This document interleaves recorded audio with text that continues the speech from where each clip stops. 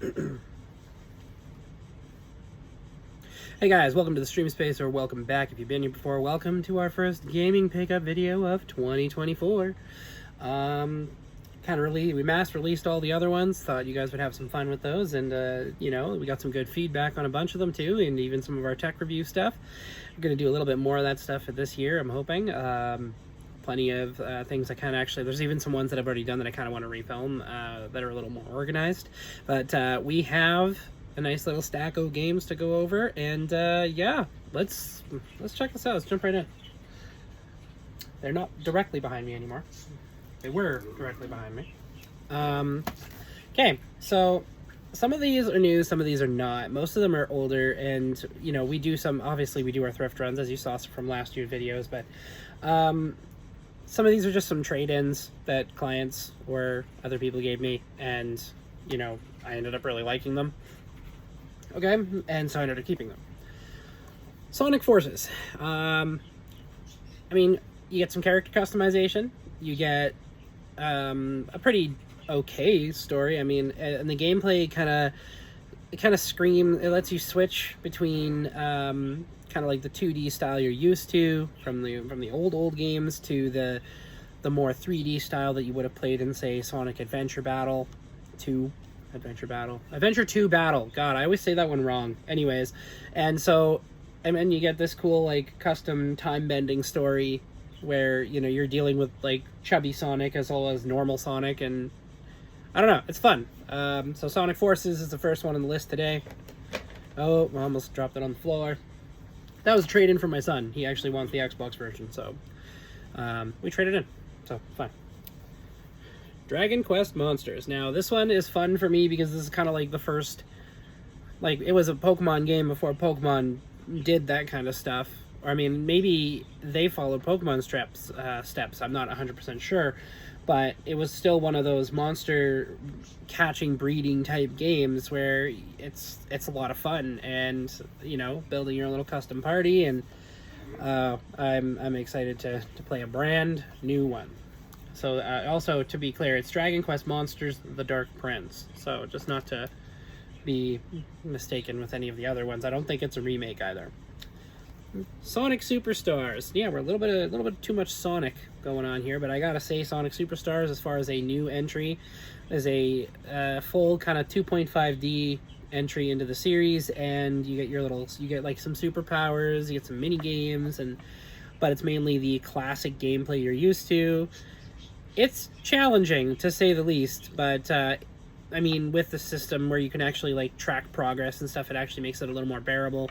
All those older games is like, get as far as you can without running out of lives, and to beat them, obviously you had to get to the end, but some of those ones were just like, what is going on? Like, you got classic levels like the casino, but you also have the second level, which is the chemical plant, which is fun and has a wicked tune to it, but I think I was also one of the first games to win a Grammy, by the way, because the music was so well done.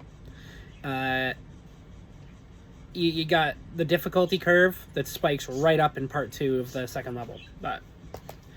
And as a person who never played this on the GameCube, this next one's a little exciting because I actually did get to play it for a bit, and I really enjoyed it, and that's Pikmin 1 plus 2.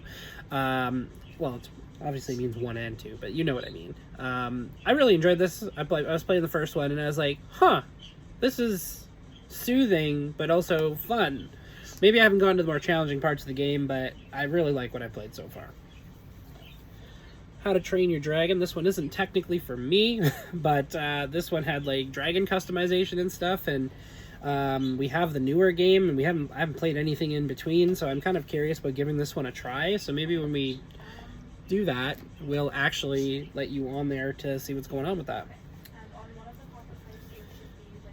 This is Star Ocean Second Story R, so obviously a retelling of Second Story for the PlayStation 1, which I do also own, so I'm excited to kind of do a little bit of a comparison here. I think this is ultimately a remaster, because it looks like they're going to retain a lot of the they're going to retain the pixel graphics, so that's kind of fun. I'm excited to play that. I'm really getting into Star Ocean as a series, because we have the Divine Force as well.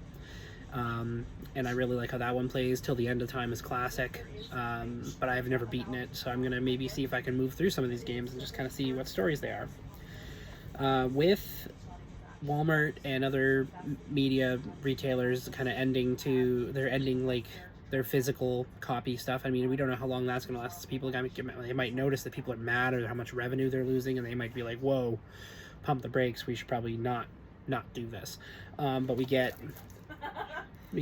Final Fantasy Strangers of Paradise, which is ultimately a Souls-like that's done to the original story of the first Final Fantasy game, which I'm also playing in Pixel Remaster for the first time, which has been a lot of fun. I just took out the pirates in Provoca. And yeah, so it's basically a retelling of that, and apparently, like, it's not as good in terms of a story. It feels kind of empty. I can see that. You go to your different world areas, you do your leveling, which doesn't technically level, it just increases like your skill with a job. There's no like level 1, 2, 3 or anything like that anymore. So I mean, I don't know if I like that part, but I mean, I might play it through to completion just to say, hey, I've played the remake and finished a Soulsborne game for once. Biomutant. So some of these still have price tags on them because I just got them.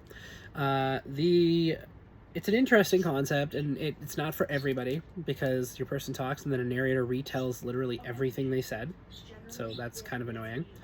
But for a gameplay standpoint, hack and slash gunplay, I mean, it's kind of fun. And plus you get to obviously customize the character a little. So it's a unique concept, and I think it deserves a little more attention than it's been getting. And I've enjoyed what I've played of it so far. I played the PS4 version, and with what Walmart is doing, I was able to upgrade a bunch of my titles from 4 to 5. Like, we actually have Strangers of Paradise on 4. We moved over to 5. We transitioned it into our game shop, which we're just kind of getting off the ground here. Then lastly, and that's because this will be my first entry in this series, but it's obviously not the first one in the series overall. And that's Valkyrie Elysium, the newest Valkyrie title. I mean, a follow-up to Valkyrie Profile 1 and 2.